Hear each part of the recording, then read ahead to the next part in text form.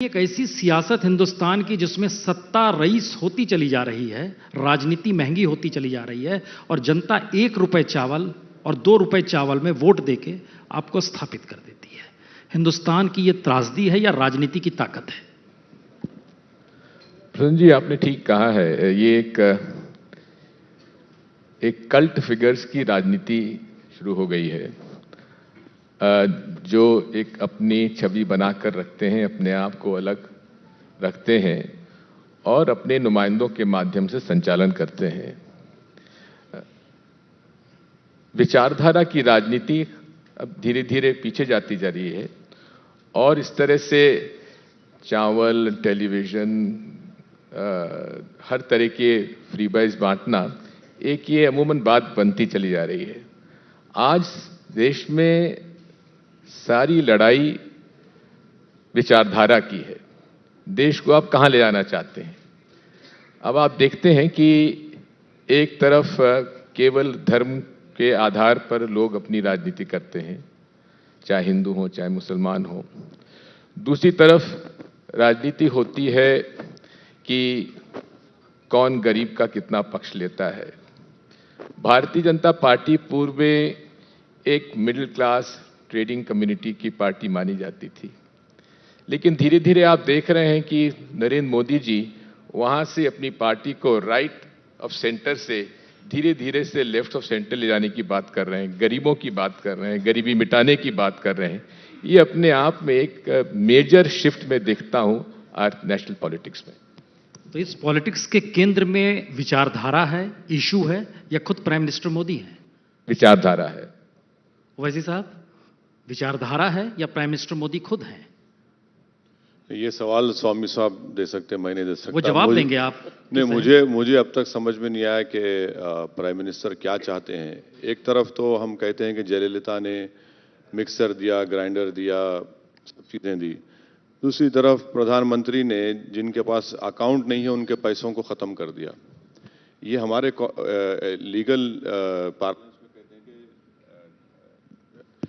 Theory of eminent dominance. यानी कैसी हुकूमत है ये कि 50% हिंदुस्तानियों के पास अकाउंट नहीं है और कहते हैं कि 500,000 रुपये हम खत्म कर दिए। ये कॉन्स्टिट्यूशनली भी अनकॉन्स्टिट्यूशनल है, इलीगल है। आर्टिकल 300A प्रॉपर्टी में पैसा आता है और ये हुकूमत तो गरीबों की दुश्मन है। मोदी जी लाख कह दें, मित्रों जहां जाकर कह दें, मगर ये गरीबों के खिलाफ हैं। ये 500 रुपये, 1000 की जो खत्म कर दिए, 50% लोगों के पास अकाउंट नहीं है। और पहले शुरू हुआ काउंटरफीट करेंसी, टेररिज्म, नेशनलिज्म। जब पूरा फेल हो गया तो अब आ गए कैशलेस इकोनॉमी। हिंदुस्तान दुनिया में दूसरा बड़ा मुल्क है जहां पर इंटरनेट बंद हो जाता है। तो नहीं मालूम किस राह पर मोदी जी ले जाना चाहते हैं।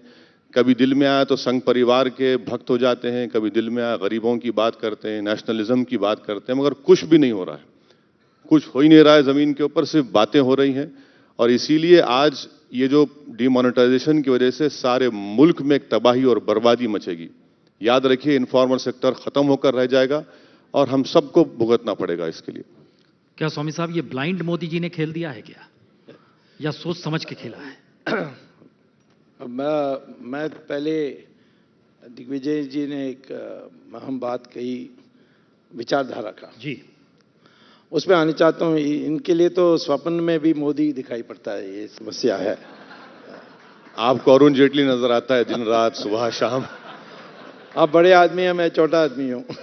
सर, आप ब्राह्मण है साउथ इंडिया का और आप ही सबसे बड़े समझते हैं, दूसरों को समझते ही नहीं बड़ा आप। मैं ये पहले ये कहना चाहता हूँ कि जहाँ तक विचारधारा का सवाल है, जो मैं मानता हूँ, मैं इनसे सहमत हूँ। मैं कभी इनसे सहमत होता नहीं हूँ, परंतु इसमें सहमत हूँ। पहले आर्थिक विकास ये अनिवार्य है, परंतु पर्याप्त नहीं है राजनीति में। यानी पर्याप्त होता तो फिर नरसिम्हा राव जैसे, जिसने एक महापरिवर्तन ला करके ग्रोथ रेट को 3.5% से 9% तक ले गए थे 5 साल के अंदर, उनको चुनाव जीतना था, वो चुनाव नहीं जीते। राजीव गांधी ने भी इंडस्ट्रियल डेवलपमेंट जो उन्होंने पैदा की 14% की 5 साल में, वो अभूतपूर्व था। बाद में और पहले भी नहीं हुआ था, परंतु वो भी चुनाव हार गए। मोरारजी देसाई ने जिस प्रकार से मूल्यों को कम किया, किसी ने नहीं किया, परंतु वो भी चुनाव हारे। तो मैं ये मानता हूं कि ये जो आर्थिक विकास के बारे जो लोग कहते हैं, गरीब लोग ये वो अनिवार्य है। आप अर्थ प्रणाली को चौपट करेंगे तो जीत नहीं सकते हो, परंतु उससे नहीं होता है। और जो राजनीति आज तक चलती आई है 2014 के पहले, वो अधिकांश ऐसे मुख्यतः इस रास्ते से गई कि वोटों का विभाजन कैसे हो सकता है, और ख़ास तौर पर जात पर, भाषा पर, प्रांत पर, मज़हब पर, माने अल्पमत की मज़हब पर वहाँ इकट्ठा किया, माइनॉरिटीज़ को इकट्ठा किया और मेजॉरिटीज़ को डिवाइड किया। ये राजनीति चलते आई है। तो मैं समझता हूँ कि इसका मुकाबला करना है तो फिर मेजॉरिटी की वोट को जितना, मेजॉरिटी तो हिंदू तो 80% हैं, तो 80% नहीं, इस बार बीजेपी को 31% वोट मिली थी, पहले भी 21% वोट मिलती, 10% ज़्यादा मिली, उसमें से मेजॉरिटी बन गई। और यदि 40% आएगी तो 2/3 मेजॉरिटी मिलेगी। तो मैं समझता हूं कि आज देश के सामने ये है कि मेजॉरिटी कम्युनिटी को कितना कंसोलिडेट की जा सकती है। मैं नहीं कहता हूं कि नफरत पैदा करना दूसरों के खिलाफ, लेकिन हमारे में इतनी बुराई है, इतनी विभाजन है, उसको दूर करके एक साथ एक हिंदू वोट पैदा करना, ये मैं समझता हूं कि सबसे अनिवार्य है।